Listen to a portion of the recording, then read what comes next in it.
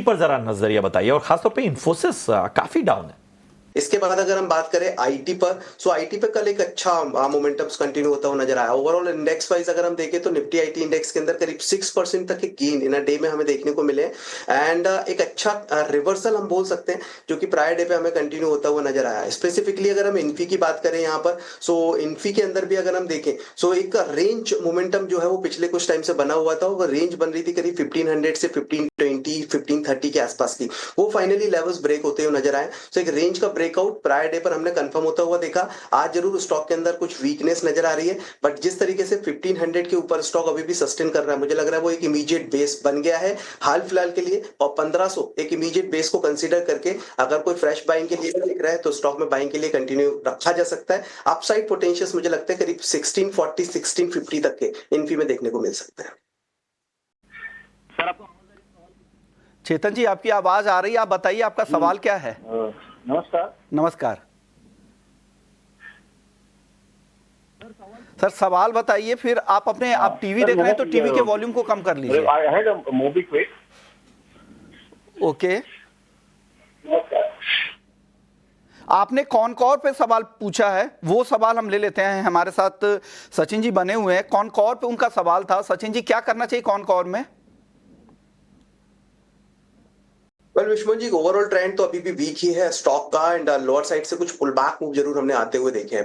Immediate bottom अगर मैं देखूं तो करीब 645 अराउंड दैट लेवल से एक सपोर्ट नजर आ रहा है और उसी सपोर्ट के चलते ऑन दी हायर साइड में कुछ एक रिकवरी मूव और फर्दर कंटिन्यू होते हुए दिखाई दे सकते हैं। सो अपसाइड टारगेट्स हो सकते हैं करीब 720 के अराउंड।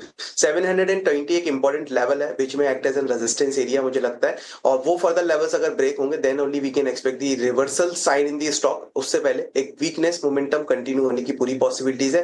करंट मार्केट प्राइस से अभी के लिए 720 तक के टारगेट्स लग रहे हैं। अगर पोजीशंस में है मेरे हिसाब से 720 के आसपास में एक बार एग्जिट कर सकते हैं, बट अगर फ्रेश पोजीशंस बनाने के बारे में सोच रहे हैं तो एक बार स्टॉक को फ्रेश पोजीशंस के लिए एटलीस्ट अवॉइड कीजिए।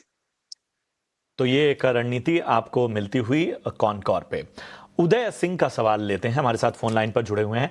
उदय जी नमस्कार, कहां से बात कर रहे हैं? नमस्कार सर। जी नमस्कार, कहां से बोल रहे हैं उदय जी? दमन से बोल रहा हूँ सर। अरे वाह, दमन अपने खूबसूरत बीचेस के लिए जाना जाता है। और हमें बताइए क्या आपकी मदद की जाए, कौन सा स्टॉक लिया आपने? मेरे पास एस्ट्रल है सर। किस भाव पे लिया आपने? 1652 का एवरेज प्राइस है। ठीक है, ठीक है, चलिए। और आप एक साल का नजरिया लेकर चल रहे हैं यहां से? हाँ हाँ हाँ, वो 1 साल से 1.5 साल।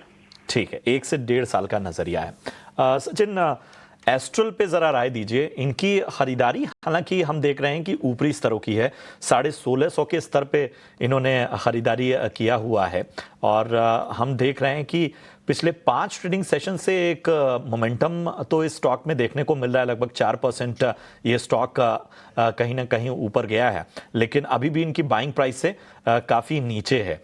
तो इस लिहाज से अगर हम देखें तो आपको क्या लगता है, क्योंकि इनका जो भाव है वो जाहिर सी बात है कि उस भाव से लगातार स्टॉक में एक गिरावट हमने देखी हुई है, और अब हालांकि इनमें पेशेंस है, ये 1 साल 1.5 साल और वेट करना चाहते हैं। क्या राय बन रही है आपकी? वेल ओवरऑल स्ट्रक्चर तो देखिए वीकली और मंथली बेसिस पे अगर हम देखें तो वो डाउन ही है। 1700 1720 के आसपास के लेवल्स थे, यहाँ से स्टॉक ने एक ब्रेकडाउन दिखाया था और उसके बाद में करीब 1200 1250 के आसपास के लोस जो है वो स्टॉक में देखने को मिले।